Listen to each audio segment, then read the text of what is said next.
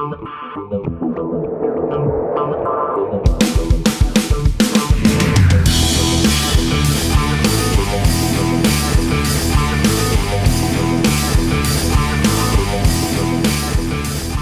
what's up, you guys? Todd Falcone here in Noosa, Australia, in the Sunshine Coast, with my mate here, Aaron Byerlee, and we're about ready to go to an event and do a training tonight, and then another big one here in Sydney as I wrap up my speaking tour.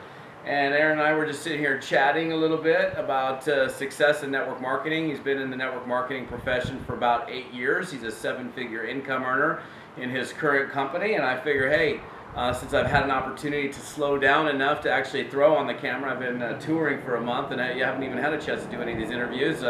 Finally getting one done. So Aaron, thanks for sitting down with me and good hanging out. Here, Todd, absolutely. Yeah. So the focus of the questions I want to do with you today are around prospecting and recruiting and team building, since those are two of the biggest revenue producing activities in the business. And what can you share with the folks that are watching this video for you that's worked well for you on the recruiting prospecting side, as well as on the team building side, that's led to some of your success? Yeah, well, with the prospecting side, you know, I remember the first 3 months of getting involved in this new business, which I've been involved in for 4 years now.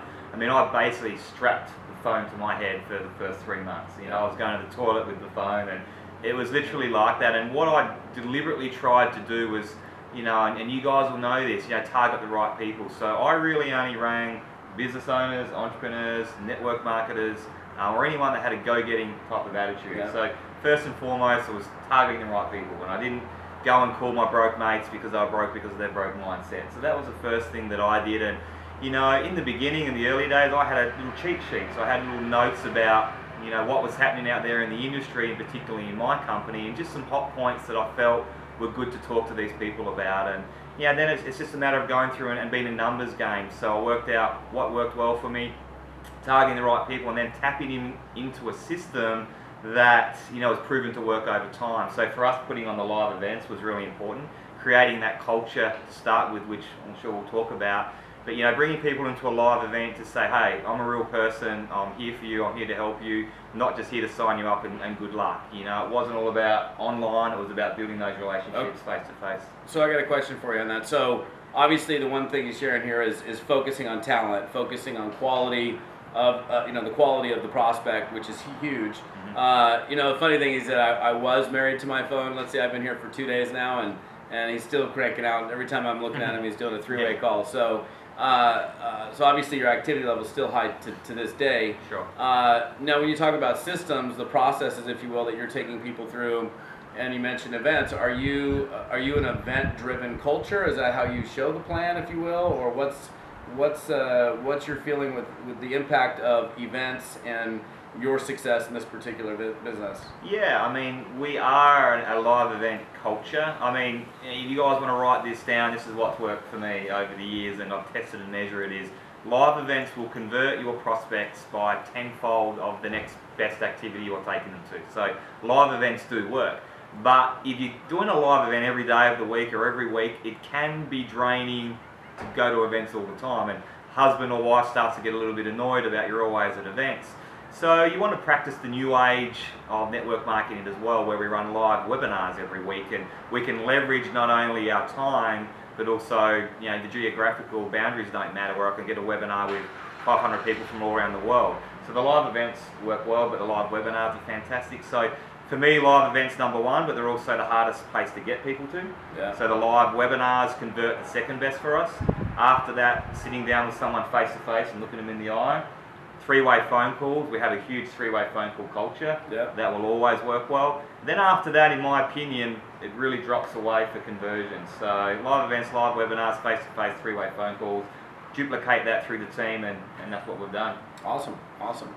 So, note to self, for those of you that are watching, the live webinar thing is yet a live event. May not be an in-person event, but just out of curiosity, so what do you feel, why do you feel that the live webinars themselves are more productive in terms of conversions than, say, putting people into a recorded webinar? Yeah, good question. And the reason I think that is if you think about people's behaviours, if you're sitting on a webinar and it's recorded, you've just been sent through it on email, maybe it's the first time you've heard about this, they open up, they've got a 1 hour presentation in front of them or a 40-minute presentation. They're like, wow, do I really have the time right now to do this? And I've got the kids running around, I've got Facebook open, I've got my phone here, I'm texting, I'm kind of watching it. So if you can even get them to watch a recorded webinar, good luck. Yeah. If they take in the information, really good luck. Yeah. And so with a live webinar, it's like a live meeting. So they have to schedule it in their calendar, they're putting the kids to bed, they're making it a priority. So if they're sitting down at a live time, they're going to make that a priority to watch it. Hopefully they haven't got Facebook open in the background, they're taking in the information and it's real. Yeah. So that's why I believe they work a whole lot better. And look, if people don't get them on there, I do send recorded ones, Sure. but our results are way lower with that. Yeah. So I want to shift a little bit and ask you about the team building side. So what are some of the things that you've done? You obviously have a massive organization. You live here in Australia, but your group is literally all over the world. What are some of the things that you've done that you got to love the timing of like having somebody do their yard work? But we're not going to cut because that's not how we roll here. So what are some of the things that you've done team building wise that have really aided in your success of building your culture? Yeah, that's been important for us. Number one, for people to see that culture and want to get involved in it, but also too for retention. So we have a team called J-Fire, we have a team name, we have a team logo, we have a team website, and people feel part of it. People want to feel part of something like a club, and this goes back to my fitness days where a lot of my 9 o'clock ladies weren't necessarily there to get fit. They were there to socialise and have coffee afterwards. Yeah. And taking that same principle, we do a lot of social functions. So we get the team together, we do a lot of social things together, we become friends, we cry together, we laugh together, we have a drink together. So that's really important as well. But doing the phone frenzies together, the webinars together, and everyone feeling part of that J-Fire brand. When they walk around with J-Fire t-shirts on, that whole culture is why people stick around and don't go looking for other things. So I'm going to ask real quick, this last question I want to ask you because we talked about this earlier. So what's a phone frenzy and how can these people that are watching this apply that in their businesses? Yeah, I came up with the name phone, actually called it Friday Phone Frenzy, which you don't want to say too fast. But, I started seeing things working well, we were duplicating, but people were getting together for trainings. Really, I was watching them and they weren't really trainings, they weren't getting much out of it. They were sort of sitting around talking about how great's the company, how great are the products, how great's network marketing, which was fantastic. They're going to be friends, they're going to stick around, but are they really being productive? So it's important for people to do the group trainings, it's important for people to get together. So I just said, right, what we're going to do is something different now, higher level for people. You have to come if you're doing phone calls. So it was a group environment where the amount of people that procrastinate about picking up the telephone and making those phone calls is so high. And they're easier to sit at home on Facebook chat or LinkedIn chat because that's the easy way to do it. Yeah. So I said, right, if you're coming to my meetings, you're not sitting around, you're making phone calls or don't come. So people had to come with their list of people and we just hit the phones.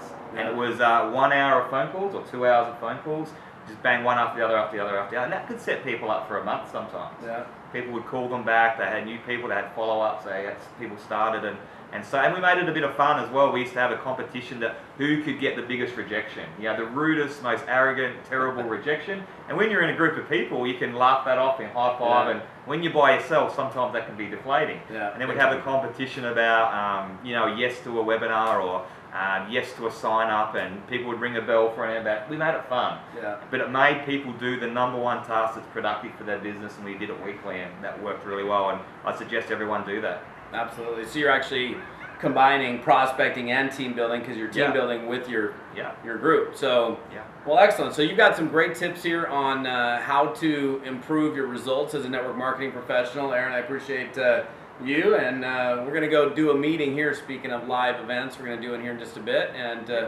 so that's a wrap. This is Aaron Byerlee and Todd Falcone. We will see you soon. Have a good day. Appreciate you watching. Thank you. Bye.